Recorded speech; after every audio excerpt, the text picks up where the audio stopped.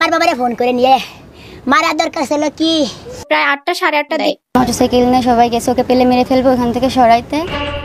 CCTV ফুটেজে দেখা যায় সকাল 9টা 48 মিনিটে পার্লারের স্বত্বাধিকারীর কাছ থেকে সাথী নামের মেয়ে হচ্ছে ওর ভাই লাগে, সাথীর ভাই লাগে। তো আসার পরে আর কি বললো যে ও কোথায়, ওর ভাবিকে বললো, তো ভাটা পড়ে। এরই মধ্যে বুধবার কাজের সন্ধানে ঢাকায় বড় বোনের বাসায় গিয়ে ওঠেন মাসুম। প্রায় 5 থেকে 6 বছর প্রেম করেছিল, সম্পর্ক তৈরি করেছিল তারা বিবাহ করবে দেখে।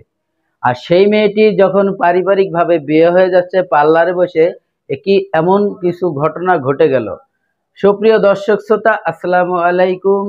দেশে এবং প্রবাসে, দূরে এবং কাছে, যেখান থেকে আজকের এই ভিডিওগুলো দেখার জন্য প্লে করেছেন, সবাইকে আন্তরিক শুভেচ্ছা, অভিনন্দন। দর্শক শ্রোতা, ঘটনাটি লোহাগাড়া নড়েলে হয়েছে কাশিয়ানীতে।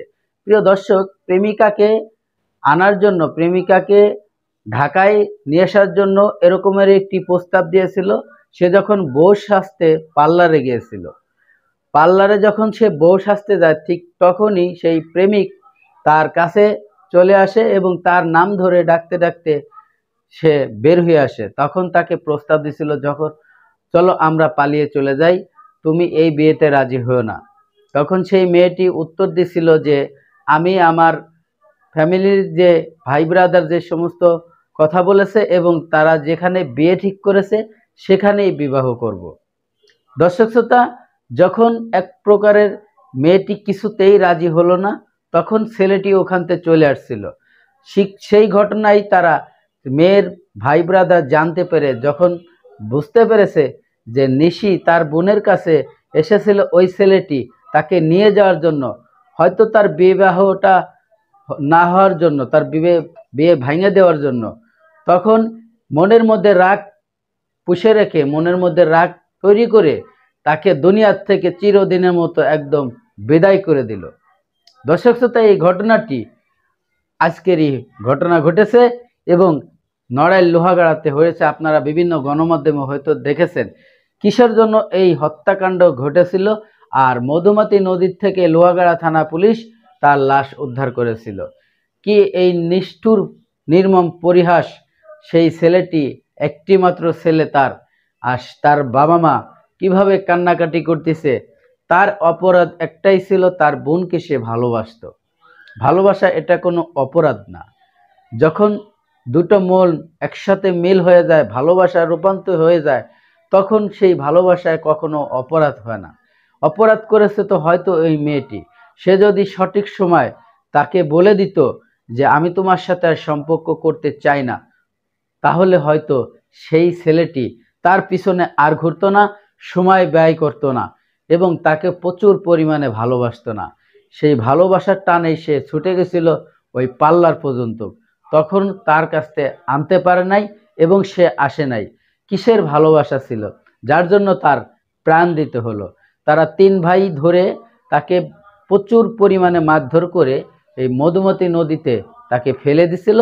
আর লোহাগাড়া থানা পুলিশ তাদেরকে তদন্ত করে যখন হসপিটালে নিল, তখন ডাক্তার তাকে মৃত ঘোষণা করলো। প্রিয় দর্শক, এই ধরনের ঘটনা আমাদের বাংলাদেশে অনেক হচ্ছে, অনেক রকমের এই ঘটনা ঘটতেছে। ছোট ছোট প্রেম বিষাক্ত কারণ নিয়ে, পরকীয়া ঘটনা জড়িয়ে। দর্শক, বেশি কথা বাড়াবো না, চলে যাব সেই গুরুত্বপূর্ণ ভিডিওতে। আর ভিডিওতে যাওয়ার আগে ছোট্ট করে একটি রিকোয়েস্ট করব, প্রিয় দর্শক, আপনি যদি আমার এই চ্যানেলে নতুন বন্ধু হয়ে থাকেন, ভালো লাগলে চ্যানেলটিকে সাবস্ক্রাইব করে রাখবেন। আর অলরেডি যারা সাবস্ক্রাইব করে রাখছেন, অসংখ্য অসংখ্য ধন্যবাদ আপনাদের। তো আমি আর বেশি কথা বাড়াবো না, চলুন সেই গুরুত্বপূর্ণ ভিডিওটি দেখে আসি। সঙ্গে দেখা করতে পার্লারে আসেন মাসুম বিল্লাহ নামের এক তরুণ। কয়েক মিনিট পরই বের হয়ে যান তিনি। ঠিক 11 মিনিট পর মাসুমের খোঁজ করতে সেই পার্লারেই হাজির হন প্রেমিকার 3 ভাই। পুরো ঘটনা জানা যায় পার্লারের স্বত্বাধিকারীর কাছ থেকে। সাথী নামের মেয়ে হচ্ছে আমার কাছে আগে হচ্ছে বুকিং করে বউ সাজার জন্য। তো ওদিন হচ্ছে আপনার 7টায় আমার পার্লারে আসে। তো প্রায় 8টা 8:30 দিকে হচ্ছে ওই ছেলে আর কি মেয়ের ভাবিকে ফোন দেয় যে আমি সাথীর বাড়িতে যাব, আমি সাথীকে নিতে আসতেছি। বললো যে না, তুমি বাড়িতে যেও না, তুমি পার্লারে আসো। ছেলেটা আর কি মেয়েটাকে ডাক দেয়, দিয়ে আর কি কথা বলে যে আর সাথী তুমি। সুপ্রিয় দর্শক শ্রোতা, এতক্ষণে আপনারা যে ভিডিও ক্লিপটা দেখেছেন লোহাগাড়া নোয়াখালীর যে সেই প্রেম জড়িত ঘটনা, সেই যখন সেই মেয়েটির বিয়ে হয়ে যাচ্ছিল, সে পার্লারের ছেলেটি পার্লারে গেছিল তাকে আনার জন্য, সেই যখন আসলো না তখন সে বাড়ি ফেরার পথে সেই মেয়েটির 3 ভাই মিলে তাকে দুনিয়ার থেকে সরিয়ে দিল। প্রিয় দর্শক, আশা করি ভিডিওটি আপনাদের হয়তো ভালো লেগেছে এবং তথ্যগুলো জানার খুব প্রয়োজনীয় ছিল। তো আজকের মতো ভিডিওটি এখানে শেষ করছি। সবাই ভালো থাকবেন, সুস্থ থাকবেন। আল্লাহ হাফেজ।